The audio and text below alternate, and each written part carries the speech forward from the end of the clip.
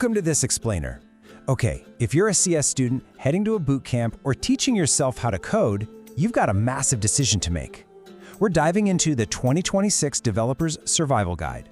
The tech landscape right now, it's absolutely wild. We're talking crazy advancements in AI processors and ARM chips. So our mission today is super simple. We're going to cut right through all that flashy marketing hype and help you find the absolute perfect coding machine for your specific needs. Look, let's be real for a second, because I know so many of us have been here. Trying to keep 40 Stack Overflow tabs open on some sluggish 5-year-old laptop? Absolute nightmare.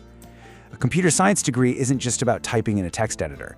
You're running virtual machines, you're spinning up Docker containers, testing complex environments, the whole shebang. There's literally nothing worse than having your machine choke or feeling that absolute dread when your laptop fan sounds like a jet taking off in a dead silent library. You need a reliable workhorse. So, before we even look at specific laptops, let's talk baseline specs. 16. That's the magic number. 16 gigabytes of RAM is your absolute minimum requirement in 2026. This is entirely non-negotiable. You want to make absolutely sure your laptop doesn't just freeze and crash during a marathon weekend hackathon, right? Those are our strict survival tools, the exact criteria we use to pick our heavyweight champions today. Now, beyond that baseline 16 gigs of RAM, which actually, scratch that, make it 32 gigs if you're future-proofing for local machine learning, you're going to need a modern multi-core CPU. We're talking the Apple M5, Intel's Core Ultra Series 2, or the AMD Ryzen AI 9, just to really tear through those compilation times. You also need a super comfortable keyboard, a 16:10 display so you can actually see more lines of code at a glance, and lastly, genuine, true, all-day battery life. All right, let's meet our first hero. If you just want a machine that you can toss in your backpack, flip open, and start coding with zero friction, the 15-inch MacBook Air with the M5 chip is the undisputed king. It honestly is the default choice for a lot of students right now.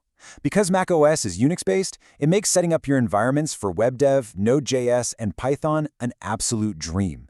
You're not jumping through a million hoops just to get your basic tools running. But, every ecosystem has its trade-offs. On the plus side, this thing has literally zero fans. It's completely dead silent no matter how hard you push it, and it easily pulls 13 to 15 hours of heavy coding battery life. That's basically 2 days of normal student use. On the flip side, though, we got to talk about the Apple tax. Paying to upgrade to that essential 16 or 32 gigs of RAM or bumping up your storage, it is painfully expensive. So let's pivot away from the Apple ecosystem for a sec. For all the hardcore Windows users out there, and especially the Ubuntu purists, the Lenovo ThinkPad X1 Carbon Gen 13, specifically the Aura edition, is basically legendary. It runs on the new Intel Core Ultra 7 chip, which finally solves those old battery drain issues Windows laptops used to suffer from. And best of all, it packs all that power into this rugged, military-tested frame that weighs just over 2 pounds. Let's break the X1 Carbon down. You are definitely paying a premium price tag here. And yeah, you kinda have to accept this slightly quirky webcam notch at the top of the screen. But look at the bright side. It boasts the absolute best, world-class tactile keyboard on the market. Trust me, your fingers will thank you after a 3-hour coding binge. It has flawless Linux compatibility right out of the box, and real ports. USB-A, HDMI. No more hauling around a bag full of dongles just for a study group. It's truly an investment that'll easily outlast college and carry you straight into your first developer job. Now, we all know college is ridiculously expensive, so let's check out our budget champion. If you want the absolute best value without sacrificing performance, you've got to look at the ASUS Zenbook 14 OLED. Usually sitting well under $1,000, this is for students who want a powerhouse but are, on a strict budget. It rocks the AMD Ryzen AI 9 processor, meaning it tears through code compilation just as fast as laptops that cost literally twice as much. The real standout feature, though, is that jaw-dropping 3K OLED screen wrapped in a premium aluminum chassis. And why does OLED matter for coding? Because those deep blacks and incredibly crisp text are a total lifesaver for eye strain during those 2 a.m. dark mode debugging sessions. Now, for the drawbacks, the bottom can get a little warm when you're running heavy scripts, and you're definitely going to spend your first day uninstalling a bunch of annoying bloatware. But for that price, phenomenal trade-off. Looking at these two side by side really highlights two very different yet totally valid paths for a student developer. On one hand, you've got the futuristic, ultra-polished premium aesthetic of the Dell XPS 14, which we'll dig into in just a second. sitting right next to the unbeatable budget-friendly practicality of the ASUS Zenbook. It just goes to show that in 2026, you don't have to fit into a single generic box to get an amazing coding experience. So let's dive right into that Dell. The XPS 14 is our premium showstopper. Dell completely redesigned this thing with a slick, futuristic glass palm rest and an invisible trackpad. But more importantly for us, it gives you the option to throw in a dedicated NVIDIA graphics card. If you're getting into game development, messing around with Unity or Unreal Engine, or training local AI models using CUDA cores, this is absolutely your machine. The crucial thing with the XPS 14 is that balance of form and function. It packs serious graphical horsepower and an excellent cooling system, all without looking like some bulky gaming rig. However, you've got to decide if you can live with a couple of quirks. It uses touch-capacitive F keys instead of physical ones, which honestly can be a bit frustrating for certain coding workflows. And because ports are limited, you will 100% be living that USB-C dongle life. All right, our final hero is designed to cure a very specific phobia: battery anxiety. Enter the HP OmniBook 1514. If you've ever been trapped in a crowded 300-person lecture hall where every single wall outlet is taken, you know the pure panic of that 10% battery warning. Well, this laptop is built so you never have to scramble for a charger mid-lecture again. The secret sauce here? The Qualcomm Snapdragon X Elite processor. This is an ARM chip, pretty similar to what Apple uses, but it runs Windows. Because of that architecture, you're getting an unbeatable 15 to 20 plus hours of battery life on a single charge. It stays cool, it stays quiet, and it's super snappy for writing code. But, and this is a big but, you gotta be careful here. Because it's ARM-based, a few older x86 Windows apps might not be optimized yet.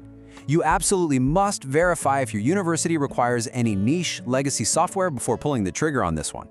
Okay, I highly recommend pausing the explainer and just grabbing a screenshot right here. This little cheat sheet maps all these distinct heroes directly to your personal computing needs.